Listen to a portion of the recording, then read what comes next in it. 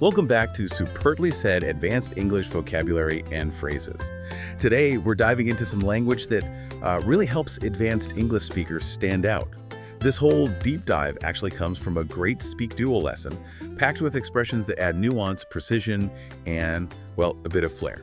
And hey, if you want to practice these kinds of phrases and boost your confidence, you can always check out SpeakDuo.com. Meet people worldwide. Practice on video calls. It's great. Absolutely. And that's really what we're aiming for here, isn't it? Not just listing words. We're exploring why you choose these specific phrases. They aren't just fancy synonyms, they're tools. Tools for complex ideas, subtle meanings, and sounding truly on point in English. Exactly. Sounding on point. I like that. So let's start with a word that's, well, arguably pretty foundational for advanced speakers. Arguably. Arguably. Good starting point. It means possibly or debatably. You use it to present an opinion. What's really interesting and valuable is how it lets you state a strong opinion, a reasoned one, without sounding dogmatic. You sound confident, but you're also kind of opening the door for discussion, not slamming it shut. Right. That's a key difference, isn't it? It's like saying, look, here's my take. I think the evidence is strong, but hey, maybe there are other ways to see it. It feels much more sophisticated. Yeah. So let's dig into that nuance. How does arguably stack up against words like clearly or maybe undoubtedly? What's the dynamic it creates? Well, if you say something is clearly true, like the sky is clearly blue, you're stating a fact that's generally accepted. Undeniable, really. No debate expected. Okay. Fact. Closed case. Exactly. And undoubtedly is even stronger. Zero doubt. Absolute certainty. It leaves no room at all for disagreement. These words tend to shut down conversation. They state it, and that's that. Precisely. But arguably. Arguably is different. It introduces a point that, you think is strongly supported, but it's still open to discussion. Maybe reasoned counter-arguments exist. It subtly says, I think this view is compelling, but I recognize an intelligent person could see it differently. It invites people to consider your reasoning, not just accept your conclusion. That's actually quite a smart approach. It values the other person's viewpoint from the get-go. The original example we had was, she is arguably the best actress of her generation. Why, arguably there. Why not just say she is the best? Because judging acting or any art form is inherently subjective, isn't it? One actress might have the awards, the critical praise, but people have different tastes. Style, emotional range, the types of roles, opinions vary. Saying she's arguably the best acknowledges her high standing, the strong case for her being the best. But it also concedes that, art isn't math, it's not objectively quantifiable, it shows you understand that subjectivity. Yeah, it respects that there isn't just one right answer in art. Okay, let's try applying it. Say you're at work, talking to your team or your boss about what's most important this quarter, you might say. Considering the recent market shifts, Project Alpha is arguably our most critical initiative this quarter for maintaining our competitive edge. How does using arguably change the feel of that statement in a corporate setting? Oh, it changes it significantly. If you just say Project Alpha is the most critical, full stop, it can sound like you're laying down the law, like it's not up for discussion. Right, you get some pushback. Exactly. People might immediately think, well, what about my project? But using arguably, you signal you've thought about it, weighed the factors, like the market shifts you mentioned, and you're presenting your reasoned conclusion about the best strategic direction. It feels more collaborative. It invites consideration of your logic, not just submission to your statement. Much more persuasive, usually. That makes sense. It's more like opening a discussion with a strong viewpoint. Okay, what about for IELTS? Speaking part 2, maybe describing a memorable trip. To answer your question about my most memorable travel experience, I would say my solo trip through Patagonia was arguably the most transformative. The sheer scale of the landscape and the challenges I overcame really reshaped my perspective. How does arguably work here in a personal story? It adds a layer of thoughtful nuance. Most transformative is a huge claim, very subjective. Using arguably acknowledges that transformation is personal. Maybe other trips were impactful too. Maybe someone else defines transformative differently. It stops the statement sounding overly dramatic or maybe a bit naive to an examiner. It shows self-awareness and linguistic sophistication. You understand the subtleties of your own experience and can express them precisely. That's advanced. So for you listening, the real takeaway with arguably is its power to let you state strong opinions, but in a way that keeps the conversation open, shows intellectual humility. It's very persuasive. Moving on from arguably, let's look at another word about importance, but with a different flavor. Pivotal. This one feels very decisive. It really does. Pivotal. It means extremely important or central to success. It's not just important. It specifically points to turning points, crucial moments, or maybe foundational elements that everything else kind of hinges on. It dictates outcomes. Okay, so not just significant, but like the key thing, the linchpin. That's a great way to put it, a linchpin. Or think of a pivot in mechanics, the point everything turns around. So compare it to important or significant. A meeting might be important for sharing updates, but the actual decision made in that meeting, the one that changes the whole project's direction, that decision is pivotal. It implies a turning point, a game changer. Ah, okay. It's about that critical moment or factor that causes a big shift. Yeah. The example was, that was a pivotal moment in his career. What does that tell us? It tells us that specific moment was utterly defining, a watershed. Maybe a huge promotion, a critical failure he learned from, a breakthrough project, whatever it was. Pivotal implies that his career path after that moment was fundamentally different because of it. It wasn't just a significant event, it was the juncture that changed everything that followed. A true fork in the road. Got it. So let's try it at work again, talking about new tech. Implementing this new software could be a pivotal step in streamlining our operations and reducing overhead costs significantly.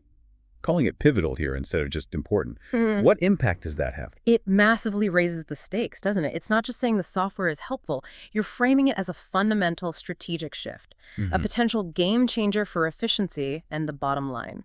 It suggests success here is crucial because it unlocks major future benefits. And implicitly, failure would be a major setback. It underscores the profound strategic weight of this initiative. Definitely makes it sound crucial, like you can't afford not to do it right. Right. Okay, IELTS context again. Discussing a big life decision. Reflecting on my educational journey, learning to code was a pivotal decision for me. It completely redirected my career path and opened up a world of opportunities I hadn't even considered before. Yeah. Why is pivotal so much better here than just saying it was a good decision? A good decision is just way too mild for something that completely redirected a career path. Pivotal captures the magnitude of the impact. Learning code wasn't just adding a skill, it was the hinge, the central point around which their whole professional future turned. It signals a fundamental reorientation, a before and after. It shows the examiner you can use strong, precise vocabulary to describe profound personal change effectively. Right, so for you listeners, using pivotal lets you zero in on those real game changers, the moments or elements that fundamentally reshape things, whether it's a project, a career, or even just an understanding. It's about identifying that critical point of leverage. Okay, shifting from strategic importance to something more like personal conviction. Our next phrase, highly suggest. This one feels quite direct, quite earnest. It does, doesn't it? Highly suggest. It means you're strongly recommending something because you genuinely believe it's really good, important, or beneficial. There's a real weight of conviction behind it. Often implies you've had a positive experience yourself. Yeah, I can almost hear the enthusiasm. So if I just recommend something, it's maybe one option. If I advise, it often sounds more formal, like I have expertise. How is highly suggest different? Exactly. Recommend is fairly general. Advise implies guidance, often professional. Think doctor, lawyer, teacher. But highly suggest steps it up. It's more than just a suggestion. It's a strong, enthusiastic endorsement. It carries this sense of, I really believe in this and you should seriously consider it because it's exceptionally valuable. It feels more personal, like you're putting your own stamp of approval on it very strongly. That personal stamp, yes. The example was, I highly suggest visiting Kyoto if you travel to Japan. What's the feeling behind that? It screams, I had an amazing time in Kyoto, and I genuinely believe your trip to Japan wouldn't be complete without it. It's not just a casual tip. It's a heartfelt, emphatic recommendation based on a deep appreciation for what Kyoto offers. There's a belief in its exceptional value. Makes perfect sense. You're not just suggesting, you're almost advocating for it. Okay, work scenario, marketing strategy discussion. For our next campaign, I highly suggest we prioritize digital content creation. It's where we're seeing the most engagement from our target demographic. How does adding highly boost that suggestion? It signals that this isn't just one idea among many. In your view, backed by the data you mentioned, the engagement, this is the most compelling path forward. Highly adds urgency. It implies the evidence is clear, this is working, let's lean into it decisively. It turns a simple suggestion into a persuasive, data-backed argument, shows conviction and strategic thinking, harder to ignore. Definitely makes it sound like the clear winner based on evidence. Now, IELTS speaking part 2, talking about a healthy habit. If you're asking about a healthy habit I've adopted, I would highly suggest integrating mindfulness into your daily routine.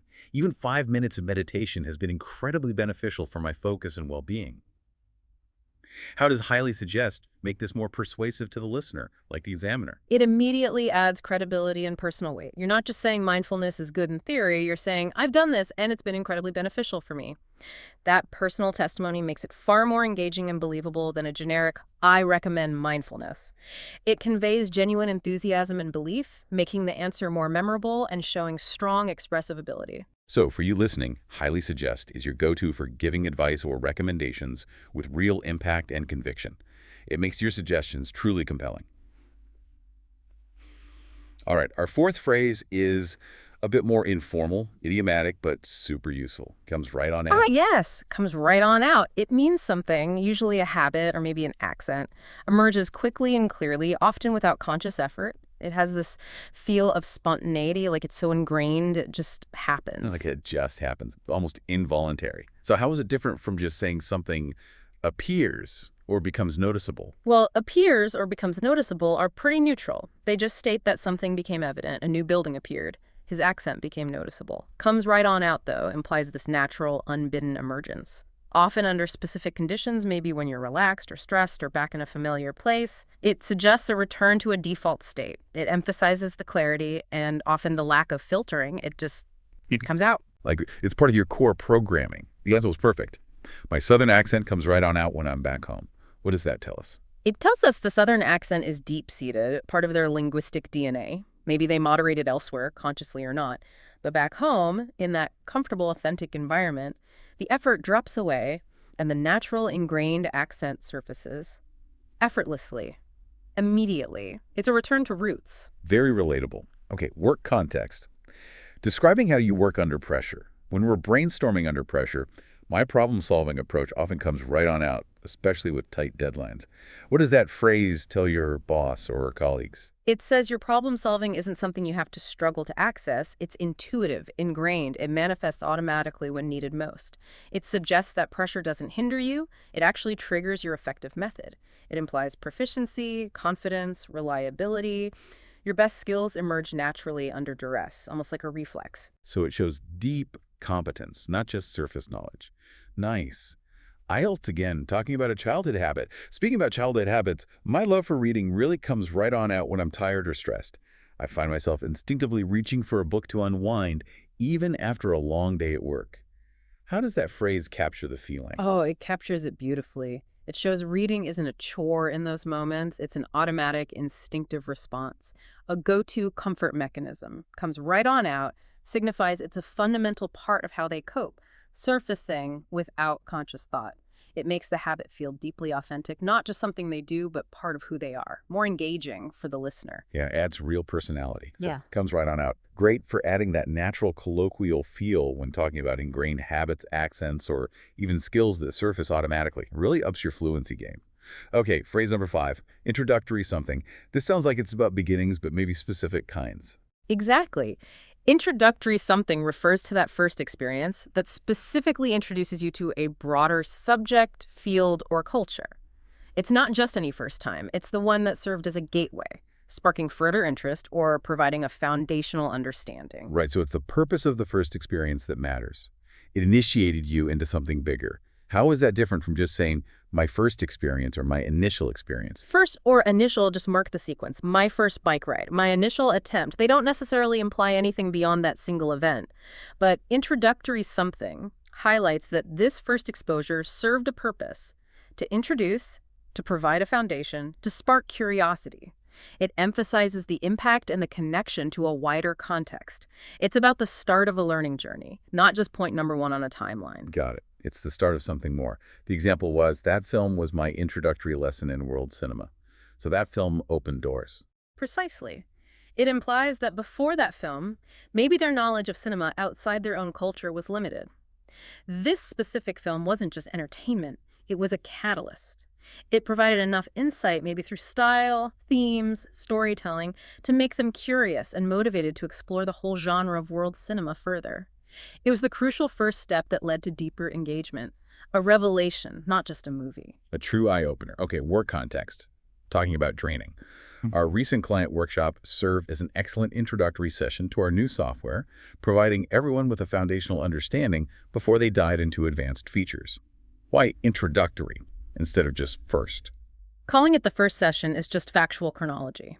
But introductory session clearly signals its purpose. It sets expectations. Everyone understands this session is designed to give them the basics, the core functions, the interface, the foundation they need before tackling complex features. It highlights the strategic design of the training. It's an initiation, not just meeting number one. That clarity of purpose is really important in training. Makes sense. IELTS now, describing how a passion started. My introductory journey into cooking began when I lived alone for the first time. I realized I needed to learn beyond instant noodles, and that necessity sparked a genuine passion for culinary arts. How does introductory journey sound better than my first time cooking? My first time cooking could have been burning toast. Introductory journey frames it as the start of a process, a period of discovery. It suggests that initial phase, driven by necessity, wasn't just about survival. It was the genesis of exploring culinary arts, leading eventually to a real passion. It conveys progression, learning, evolution. It turns a simple need into the beginning of something meaningful. Yeah, journey adds that sense of development. So introductory something really useful for talking about those beginnings that kickstart deeper involvement, whether it's studies, hobbies, or work skills. All right, number 6 is a very common contemporary phrase, on point. You hear this one a lot. Oh yeah, on point. Super versatile. It basically means perfect, accurate, or excellent. It often has this modern, informal vibe, meaning something is exceptionally well done, precise, stylish, or just perfectly appropriate, hitting the nail on the head. So better than just good, like flawlessly good. Exactly. Good is general. Correct implies accuracy against a standard. But on point suggests a higher level of excellence, precision, style, maybe flawlessness. It's about hitting the mark perfectly, being completely suitable, maybe even setting a standard. You could be technically correct but still not on point if something lacks flair or impact. On point is about total, impeccable alignment. Okay, perfect alignment, precision. The example really captures the style angle. Her fashion sense is always on point. What does that imply? It implies consistent, impeccable taste. Her choices aren't just fashionable, they're perfectly suited to her, the occasion, everything. Always. It suggests she has this innate understanding and executes it flawlessly every time. She doesn't just dress well, she nails it. Consistently excellent. You just know she'll look great. Got it. Work context, praising a colleague. That presentation you gave this morning was absolutely on point. The data was clear, and your delivery was incredibly engaging. How is that stronger than just saying it was good?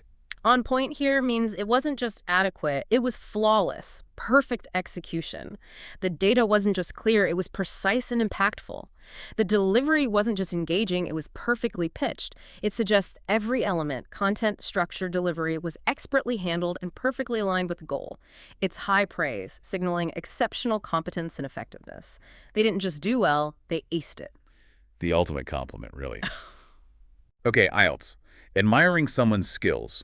Regarding the question about someone whose skills I admire, I'd have to say my former piano teacher. Her technique was always on point, and she had an incredible ability to make even complex pieces sound effortless. What does on point highlight about her piano technique? It highlights absolute precision, accuracy, mastery, flawless execution.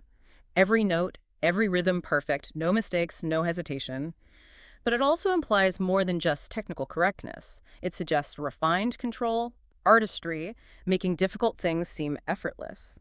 It elevates her skill from merely good or correct to truly exceptional. It shows you understand what high-level performance looks like. Great word. So, on point, super useful modern phrase for enthusiastic compliments about anything done exceptionally well, from presentations to fashion to technical skills. Shows real appreciation for excellence. Moving on to number 7, down the hatch. This one definitely has a specific, more informal, humorous feel. It certainly does. Down the hatch. It's that informal, often funny exclamation you use when someone's eating or, more often, drinking something quickly. Often in one go, it adds this jovial, maybe celebratory, sometimes even slightly challenging tone to the act of consuming something fast. Right. It's about the spirit of the quick consumption, not just the speed. How's it different from just eat quickly or maybe gulp down? Well, eat, drink quickly is just descriptive, neutral. Gulp down can sometimes imply it wasn't pleasant, like gulping medicine or maybe just desperate thirst. Down the hatch is different. It's an exclamation, usually said right before or during the act. It often implies enjoyment or a fun challenge or just getting something over with quickly but in a lighthearted way. It adds personality, turning a simple action into a bit of a social moment. Yeah, it has that Cheers kind of vibe sometimes. The example captures it well. He raised his glass, shouted down the hatch, and drank it all in one go. You can picture that scene. Totally. It captures that boisterous, maybe communal spirit. It's not just about drinking fast. It's the shared moment, the toast, the playful bravado. It suggests enthusiastic consumption, usually. A fun, informal salute to getting it down quickly. Definitely feel the energy there. Okay, let's try it at work, but keep it informal. Maybe with colleagues after a tough meeting. All right, everyone, after that long meeting, let's get these coffees down the hatch and re-energize for the afternoon. What vibe does that create? It creates a feeling of lighthearted urgency and shared experience. Yeah. We all need this caffeine boost now. It injects humor and informality, makes the quick coffee break feel less like a necessity and more like a shared, spirited moment to recharge together before diving back in. Lightens the mood, builds camaraderie. Yeah, makes the routine thing a bit more fun. Okay, IELTS. Talking about eating habits. When it comes to my morning smoothie, it's usually down the hatch. I prepare it with a lot of fruits and vegetables, and I'm often in a rush, so I drink it very quickly to get my nutrients in. How does the humor here make it more relatable? It's instantly relatable. So many people have that morning rush. The phrase paints a vivid picture, quickly downing the healthy smoothie out of necessity, but with a kind of cheerful, unfussy attitude. It adds personality and charm, more memorable than just, I drink it quickly. It shows you can use idioms naturally to convey tone and inject a bit of authentic, everyday life into your answer. Examiners like that. Definitely. So, down the hatch, great for adding humor and informality when talking about quick eating or drinking, especially in social contexts, or just to make everyday actions sound more lively. Okay, our eighth and final phrase for today. Trump something. This one sounds quite forceful. Decisive. It is. It's a strong verb. Trump something means to be superior to defeat, or to override something else. It signals that one factor decisively surpasses another, taking precedence. So it doesn't just win. It kind of renders the other thing less important, right? Yeah. How does it compare to, say, beat or exceed? What makes Trump feel stronger? Well, beat is general victory. Exceed is about being greater in amount or degree. Trump, though, implies a more fundamental overriding, especially when you're comparing two factors or qualities. It suggests one thing takes precedence, prevails, and makes the other less relevant in the final decision or outcome. It's not just quantitatively more, it's qualitatively superior in that context, the ultimate decider. The ultimate decider. I like that. The example was quite philosophical. Passion always trumps experience in creative fields. What's the core idea there? The core idea is that in fields driven by innovation and originality, like the arts, intense enthusiasm and drive passion are ultimately more crucial for success than just having done something similar before experience. Experience provides skills, sure, but passion provides the fuel for breakthroughs, for overcoming setbacks, for connecting authentically. It asserts a hierarchy. In creativity, passion fundamentally overrides experience in determining outstanding results. That's a bold statement about what drives creativity. Okay. Work context, hiring discussion. While technical skills are important for this role, I believe a candidate's adaptability and willingness to learn will ultimately trump a rigid adherence to old methods in our rapidly changing industry. Why use Trump instead of just is more important than? Is more important than is softer. It still gives weight to the old methods. Trump is a much stronger assertion. It argues that in a fast-changing environment, adaptability doesn't just edge out rigidity, it fundamentally overrules it. It makes rigid adherence seem ineffective, almost obsolete. It signals a strategic insight. Adaptability is the decisive quality for future success here, rendering the old ways less valuable. It's more forward-looking. Highlights a key strategic priority. Okay, final one. IELTS, talking about success factors. In my opinion, resilience consistently trumps raw talent when it comes to achieving long-term success in any challenging endeavor. Talent might give you a head start, but resilience helps you navigate setbacks and keep pushing forward. How does Trump convey that resilience wins out in the long run? It powerfully conveys that resilience isn't just helpful alongside talent. It fundamentally overtakes talent in importance for sustained achievement. Talent gets you started, maybe opens doors. But resilience, bouncing back, persisting, adapting is what gets you through the inevitable difficulties and across the finish line. It suggests talent alone is insufficient for long-term success. Resilience is the quality that ultimately prevails and determines who makes it. It fundamentally wins the marathon, not just the sprint. Really emphasizes that crucial difference. So Trump, a potent verb for making definitive statements about what truly matters most, what ultimately prevails in a comparison. Excellent for emphasizing the deciding factor. Okay, quiz time. Let's see how well these phrases have landed. I'll give you a question and 3 options, A, B, or C. Feel free to pause things here if you want a moment to think before I give the answer. Ready? Question 1. What does arguably most likely mean? Is it option A, clearly and without question? Option B, possibly or debatably, used to present an opinion? Or option C, directly stated as a fact? Go ahead and pause if you need to. And the answer is option B, possibly or debatably, used to present an opinion. Remember our example. She's arguably the best actress. It's a strong opinion, yes, but acknowledges room for debate. Question 2. What does pivotal imply in a sentence? Option A, extremely important or central to success. Option B, somewhat related or loosely connected. Option C, the earliest or most recent moment. Feel free to pause. Right, the correct answer is option A, extremely important or central to success. Think back to that was a pivotal moment in his career, the crucial turning point. Question 3. What does it mean to highly suggest something? Option A, to casually recommend it in passing. Option B, to strongly recommend something because you believe it's very beneficial. Option C, to criticize something with polite language. Take a second if you need it. Okay, the answer is option B, to strongly recommend something because you believe it's very beneficial. Like, I highly suggest visiting Kyoto. That's strong conviction, remember. Question 4. What does comes right on out imply? Option A, sounds strange in a different country. Option B is intentionally exaggerated for attention. Option C emerges clearly, often a habit or accent. Feel free to pause here. And the correct answer here is option C, emerges clearly, often a habit or accent. That spontaneous natural quality like, my southern accent comes right on out. Question 5. What does introductory something refer to? Option A, first experience that introduces you to something. Option B, a basic idea that replaces something harder. Option C, a casual way of learning something new. Pause if you like. The answer is option A, first experience that introduces you to something. Remember the introductory lesson in world cinema, the gateway experience. Question 6. If someone says your outfit is on point, what do they mean? Option A, it's flashy and overly trendy. Option B, it's stylish and exactly right. Option C, it's good but needs improvement. Feel free to pause. You got it. Option B, it's stylish and exactly right. Her fashion sense is always on point, meaning it's perfect. Excellent. Question 7. What does down the hatch mean humorously? Option A, spill something before eating it. Option B, avoid eating something you dislike. Option C, eat or drink something quickly. Pause if you need a moment. Yep, it's option C, eat or drink something quickly. That fun, informal phrase like getting those coffees down the hatch. And finally, question 8. What does trump something suggest? Option A, to match something equally in skill. Option B, to make fun of something unintentionally. Option C, to be superior to or defeat something. Last chance to pause. The correct answer is option C, to be superior to or defeat something.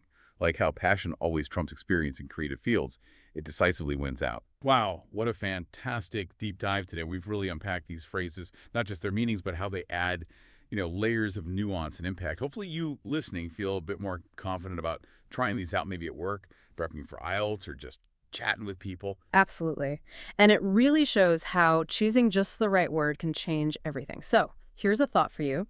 Now that you've got these tools, what's one situation, maybe coming up soon, where you could try using one of them? Think about how it might subtly shift your message. That's where the real learning kicks in, applying it. Practice using them consciously. The more you do, the more natural they'll feel, and the more on point your English will become. That's a great challenge. And remember, if you want structured practice and chances to use English like this with real people, boosting that confidence, do check out SpeakDuo.com. Premium members, don't forget to review your AI corrections after your calls. And hey, if you enjoyed this deep dive, if you found it useful, please consider leaving us a 5-star review wherever you get your podcasts. It genuinely helps us create more superbly said content for you. We'll catch you next time for another deep dive into your sources.